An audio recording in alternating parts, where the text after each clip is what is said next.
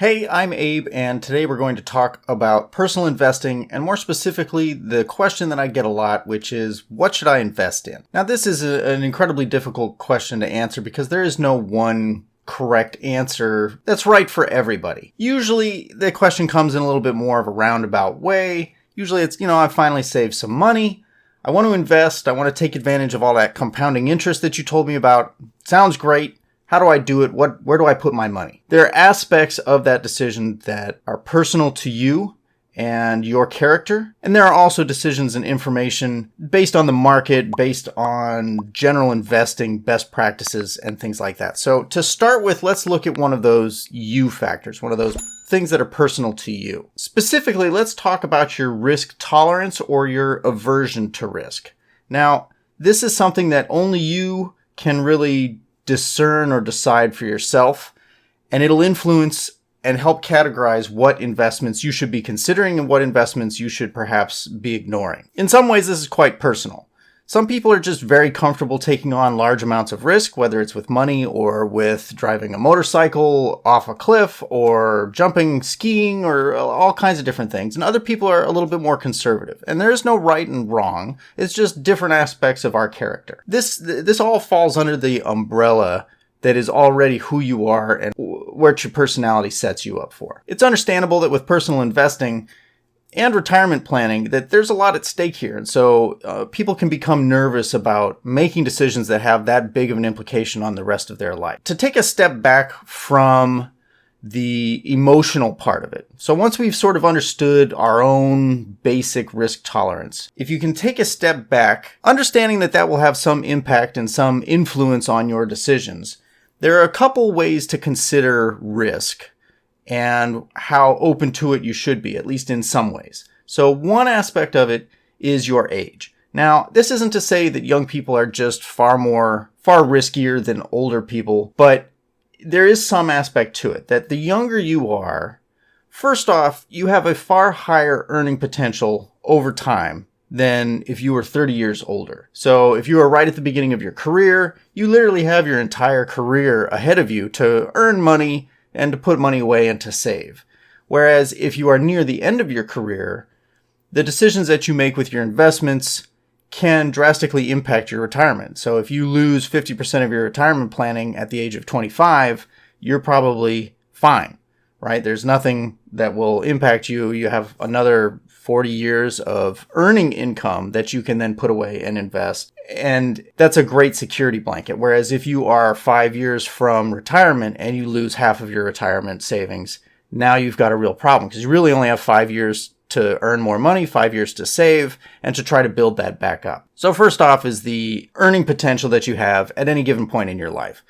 Obviously, if you're younger, you have far greater earning potential than if you are older. And there's also something to be said for general career growth, that your income is going to increase from when you're 20 or 18 or 25, that the amount of money that you're making now is probably a lot less than you will be making in 15 or 20 years. And just in general, as far as your overall earning potential, your earning potential is at its greatest when you're younger and at its least when you're older, generally speaking. These are not absolutes. Secondly, because you're younger, you have a much longer time horizon. And we'll talk about time horizon in, I think, Monday's video. But you have a much longer time horizon to sort of weather a lot of the chaos that is involved in investing and just general market volatility. To use a personal example, I graduated with my second degree from engineering in 2007. I managed to land a job, and then the bottom fell out of the market almost immediately in 2008 through 2010. I was right at the beginning of my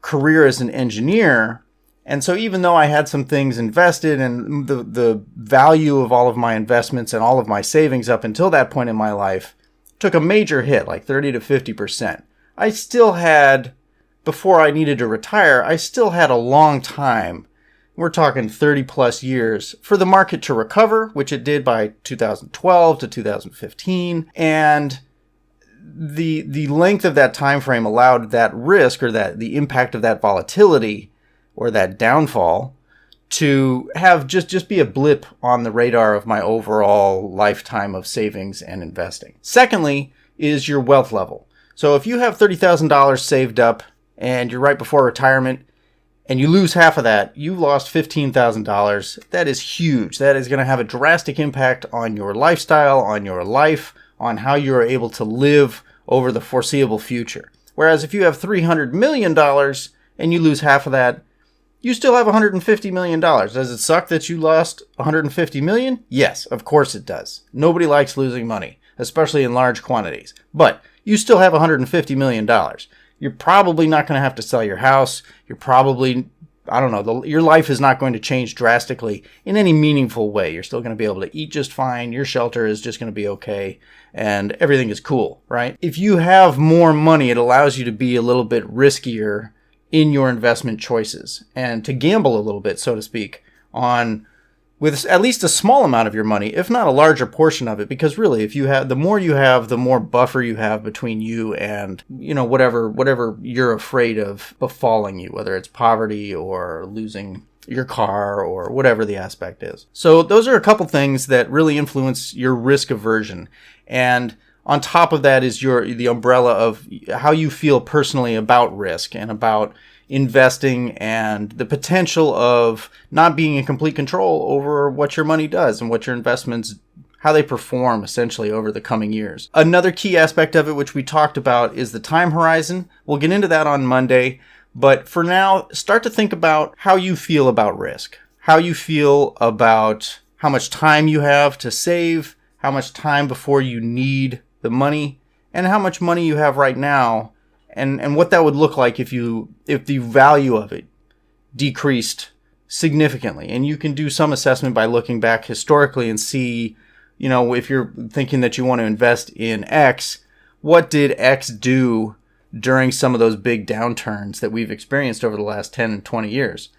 And then you can sort of think, okay, well, if I lost 30% of my value of my investment, now you don't lose the money until you sell, right? So if you're sitting on it, that's fine.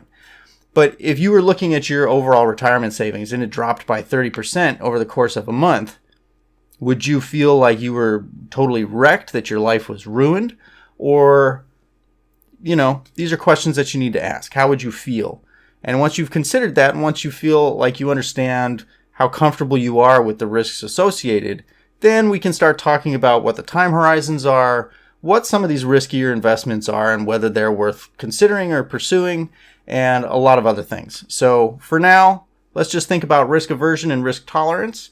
You make a personal assessment of your own. If you're willing to share in the comments, by all means, and other people can talk about why they've made that decision or how they feel about investing in general. And then we can grow and learn together. And on Monday, we'll talk about time horizons. So thank you for being here. Hit me up with what questions you have, and I'll see you on Monday. We'll be